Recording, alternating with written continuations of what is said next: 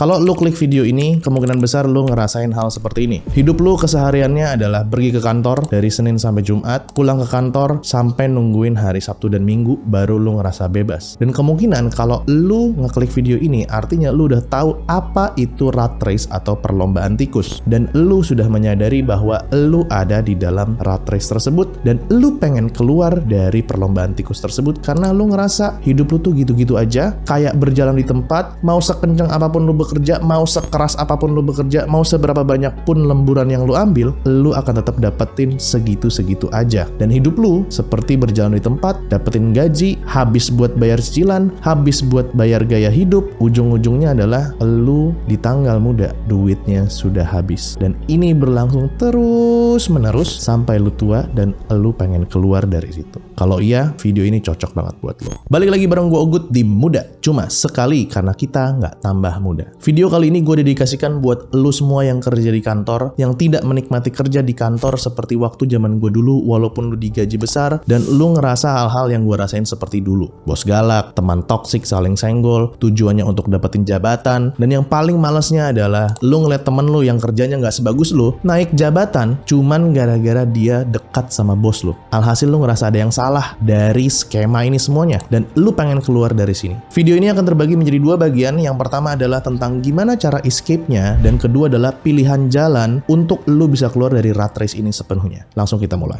Bagian pertama, gimana cara keluar dari perlombaan tikus. Rat race atau perlombaan tikus ini sebenarnya semacam kayak perbudakan era modern. Kalau dulu budak itu disuruh kerja terus-terusan demi dapat makan, demi dapat tempat tinggal dari masternya. Jadi dia bekerja untuk hidup karena dia adalah sebagai budak. Nah, kalau sekarang yang memperbudak kita itu bukanlah seorang master, tapi kita diperbudak sama uang. Karena kita mengejar uang, yang dimana uang tersebut buat kita makan lagi. Tapi pernah nggak lu mengkritisi hal ini? Lu capek-capek bekerja, banting tulang, nuker waktu sama energi lu untuk uang, tapi uang itu adalah selembar kertas yang bisa dicetak terus-terusan. Kalau udah tahu kesalahan terbesar yang kerja adalah menukar waktu sama uang, yang pertama kali harus lu lakukan adalah lu harus berhenti menukar waktu lu yang sangat terbatas dengan uang yang bisa dicetak. Berarti pertanyaan selanjutnya adalah gimana caranya gue tetap menghasilkan uang karena hidup butuh uang? Yes, itu pertanyaan yang benar sekali. Cara untuk mendapatkan uang itu tuh banyak, nggak cuman kerja doang. Prinsip dasar kita menghasilkan uang itu adalah sebuah pertukaran atau perdagangan. Trade. Nah, pertukaran tersebut itu adalah aktivitas lu memberikan sebuah manfaat untuk mendapatkan uang dari orang yang membutuhkan manfaat tersebut. Contoh, seperti lu kerja, lu tuh menukarkan manfaat, which manfaatnya yang lu punya adalah waktu dan energi. Lu tukarkan kepada orang yang mempekerjakan lu, sehingga orang tersebut mendapatkan manfaat dari lu dan memberikan lu uang sebagai pertukarannya. Pada dasarnya, kalau lu mau keluar dari rat race, lu harus memberikan manfaat kepada orang lain sehingga orang lain mau menukar uangnya kepada lu selain dari waktu dan energi. Ada 4 jenis manfaat atau value kita bilangnya yang bisa ditukarkan kepada orang lain untuk mendapatkan uang. Yang pertama adalah time dan energy, yang kedua adalah produk atau service, yang ketiga information, dan yang keempat adalah capital. Gua akan jelasin satu-satu. Time dan energy gue yakin lu udah paham. Ya lu nuker waktu lu dan tenaga lu untuk orang lain sehingga lu dapetin gaji. Standar, udah paham. Produk atau jasa. Gue akan jelasin produk dulu. Produk itu kita menciptakan sebuah barang atau benda yang dimana orang lain melihat ada manfaat dari benda tersebut dan cocok manfaatnya sama dia, sehingga mereka akan membeli barang tersebut dan menukarkan uangnya kepada lu. Di sini, orang yang menukarkan uangnya itu tidak peduli lu mau bikin barangnya berapa lama, lu mau bikin barangnya pakai energi berapa besar, yang penting selama barangnya ini manfaatnya cocok buat dirinya, dia akan bayar. Selanjutnya adalah jasa. Jasa ini beda ya, bukan berarti lu kerja sama orang, akhirnya lu dapetin gaji. Tidak. Tapi jasa ini dilihat dari result akhirnya. Contohnya jasa video. Orang nggak peduli lu bikin videonya berapa lama, selama video itu jadi dan sesuai dengan customernya atau kliennya, dia akan bayar sesuai dari perjanjiannya. Seminimal-minimalnya kalau lu mau keluar dari rat race ini, lu bisa pindah dari menukar time dan energi dengan memprovide jasa. Contohnya, gue punya tukang urut langganan, namanya Mas Rofik. Mas Rofik ini dulunya kerja di tempat urut yang kayak, ya lu tau lah refleksiologi kayak gitu ya. Nah, Mas Rofik ini dulu digaji bulanan dan dikasih komisi komisi kecil dari setiap pelanggannya. Alhasil dia resign, dia membuka freelance sendiri untuk pijat, dan dia bisa dapetin 250.000 sekali mijet, dan satu hari itu bisa dapetin 5 klien. Berarti satu hari dia bisa mendapatkan 1.250.000. Tinggal dikalin aja 30. Let's say dia kerja 5 hari aja lah, dia udah dapetin 5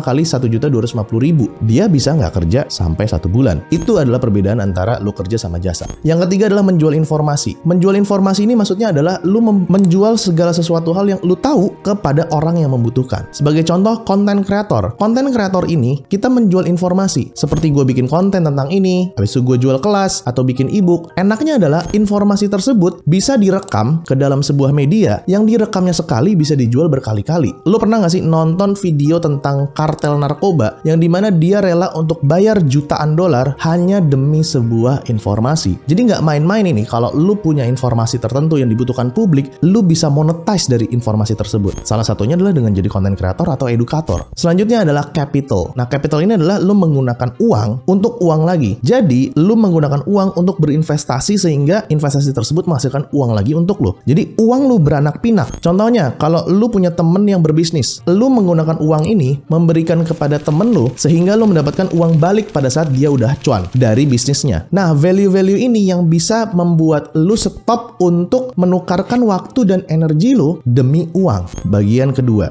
jalan yang bisa lu tempuh. Dari penjelasan value tadi, lu harusnya udah bisa paham tentang gimana caranya lu keluar dari rat race tersebut. Nah, sekarang gue akan jabarin beberapa profesi yang bisa lu pilih untuk bisa lu keluar dari rat race tersebut. Yang pertama, paling banyak orang gembar-gemborkan adalah jadi pebisnis. Cuman, jadi pebisnis itu kita butuh modal, butuh pengetahuan, butuh networking, dan lain-lainnya. Memang di luar sana banyak orang yang bilang bahwa bikin bisnis itu bisa nggak pakai modal. Tapi gue terus terang nggak percaya. Seminimal-minimalnya lu modal internet kuota itu modal juga. Modal networking itu juga modal juga. Kalau misalnya mereka bilangnya nggak perlu modal besar, iya benar. Banyak bisnis yang nggak perlu modal besar. Nah, kalau misalnya lu punya modal dan lu punya network yang lumayan, lu bisa mulai jadi pebisnis. Yang kedua adalah freelance. Freelance ini bisa lu coba juga kalau lu punya skill tertentu. Dibandingin lu jual skill itu kepada bos lu yang di perusahaan, mending lu buka freelance sendiri. Tanpa perlu lu keluar dari kantor. Jadi pas weekend, lu bisa ngambil side job. Seperti kayak Mas Ropik tadi yang tukang pijet. Jadi lu tidak ada middleman-nya untuk mendeliver si service lu kepada klien lo. Contoh freelancer, lu bisa banget kayak jadi freelance untuk editing video, freelance tukang pijet, freelance buat motongin rumput, itu semua bisa. Yang ketiga adalah jadi investor. Nah, jadi investor ini lu bisa beli saham atau trading apapun itu. Cuman masalahnya kalau jadi investor ini, kalau modalnya kecil itu kagak gitu berasa untungnya dan belum tentu lu bisa hidup. Kalau lu invest di saham, lu trading di saham modalnya 5 juta, 10 juta, lu dapat untung 20%. Untungnya ya berapa itu? 5 juta, 20% ya 1 juta gitu. Cuman kan trading itu kan nggak seindah bacotan motivator. Kadang ada ruginya, kadang ada untungnya. Apakah bisa hidup dengan itu secara stabil? Kan belum tentu juga. Tapi kalau misalnya lu punya capital, lu punya uang yang cukup, lu bisa jadi investor. Nah, yang keempat adalah jadi content creator. Content creator itu enaknya kalau kita mulai jadi bikin konten, kita udah punya audience, kita tuh bisa kemana-mana. Bisa ke freelancer, bisa ke businessman, bisa ke investor, dan sebagainya macamnya. Kenapa? Karena zaman sekarang, attention atau perhatian orang itu udah menjadi komoditas yang diperebutkan sama banyak orang. Bukankah banyak sekali orang-orang yang iklan tujuannya untuk naikin followers atau biar orang tuh mampir ke websitenya dia? Itu kan artinya mereka membeli attention orang. Nah, lu udah tahu 4 jalan untuk lu bisa keluar dari rat race tersebut. Sekarang tinggal lu pilih mana yang paling cocok sama lu boleh tulis di komen. Setelah lu nonton video ini, gue yakin lu juga bakal tertarik sama video yang muncul di layar tentang gimana caranya kita kerjanya santai tapi penghasilannya bisa besar. Silahkan diklik dan see you in the next episode of Muda Cuma Sekali. Karena kita nggak tambah muda.